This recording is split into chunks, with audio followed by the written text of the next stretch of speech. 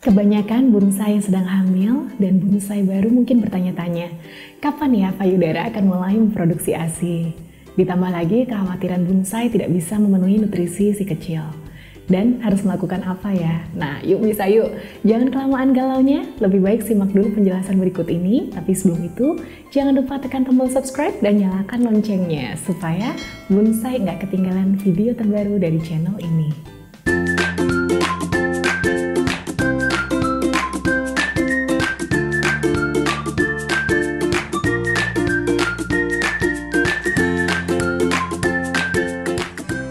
Pertanyaan pertama tentang kapan ASI mulai diproduksi.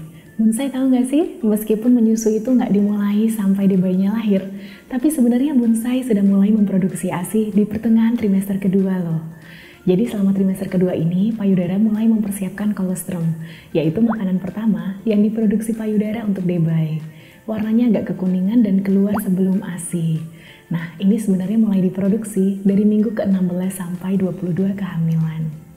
Kolostrum mengandung hampir semua zat yang dibutuhkan debay ketika baru dilahirkan, seperti protein, antibodi yang akan memperkuat sistem kekebalan debay. Selain itu, juga kaya akan imunoglobulin, laktoferin, laktalbumin, dan faktor pertumbuhan atau growth factor, serta vitamin, mineral, lemak, karbohidrat, dan juga enzim pencernaan. Pada beberapa bonsai yang sedang hamil, kolostrum ini bisa saja mulai keluar di akhir trimester ketiga. Tapi tak perlu khawatir jika tidak mengalami kondisi ini, karena itu bukan berarti bonsai tidak bisa memproduksi ASI. Normalnya setelah debay lahir dan plasenta dikeluarkan, kadar hormon progesteron dan estrogen dalam tubuh akan menurun dan hormon prolaktin akan berganti dilepaskan. Pelepasan dari hormon prolaktin inilah yang akan memberi sinyal ke tubuh agar bonsai memproduksi ASI untuk diberikan kepada debay. Nah, pada hari ketiga hingga hari kelima ini, payudara lalu akan mengalami transisi untuk memproduksi ASI yang matur secara bertahap menggantikan kolostrum di awal tadi. Selanjutnya pada saat bayi berusia sekitar 2 minggu, payudara akan secara terus-menerus menghasilkan ASI yang matur. Bonsai pun mungkin merasa sangat kesepian dan seperti telah melakukan kesalahan. Nah, tapi tunggu dulu, bonsai nggak salah sama sekali. Dan bukan hanya bonsai yang mengalami ini. Jadi ada beberapa faktor yang bisa saja mempengaruhi produksi ASI sehingga membutuhkan waktu yang lebih lama untuk keluar dan meningkatkan produksinya. Antara lain, bonsainya lahirannya prematur. Terutama jika debay perlu dipisahkan dulu dari bonsai selama beberapa saat setelah lahir. Kemudian jadinya debaynya nggak bisa menyusul langsung dalam beberapa jam pertama. Lalu yang kedua misalnya bonsai menjalani persalinan sesar.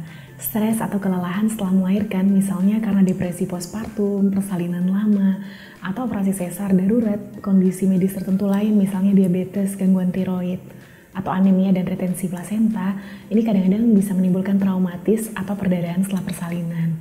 Ada juga misalnya efek samping obat-obatan, termasuk obat herba tertentu, cara menyusui yang salah atau perlekatan bayi yang kurang tepat pada puting ibu, kemudian kebiasaan merokok atau mengkonsumsi alkohol dapat mencegah pengeluaran ASI secara optimal. Nah, kemudian hal apa yang bisa dilakukan bonsai agar ASI bisa keluar pasca melahirkan langsung nih? Nah, bonsai kalau produksi ASI itu seperti berjualan ya sebenarnya. Jadi kalau dagangan kita laku, tentunya kita akan terus memproduksi dan meningkatkan jumlah dagangan agar bisa memenuhi permintaan dari konsumen. Sama seperti menyusui, ketika bonsai terus menyuplai ASI pada debay dan ASI selalu habis dihisap oleh debay, maka tubuh akan semakin giat untuk memproduksi ASI. Kitanya juga jadi semangat. Nah, prinsip dari supply and demand ini perlu bonsai lakukan sedari awal setelah persalinan. Rutinlah untuk mencoba menyusui debay setiap 2 jam sekali, ini paling jauh ya. Dan ada banyak manfaatnya loh yang didapat jika bonsai melakukan ini.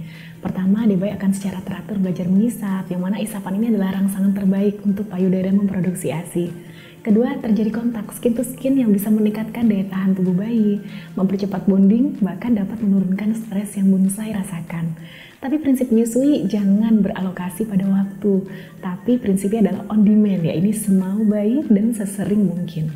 Selain itu, cara yang bisa bonsai lakukan untuk usaha memancing produksi ASI-nya adalah perbaiki perlekatan dengan memastikan mulut debay terbuka lebar, terdengar suara menelan, dan mams secara nyaman dapat menyusui.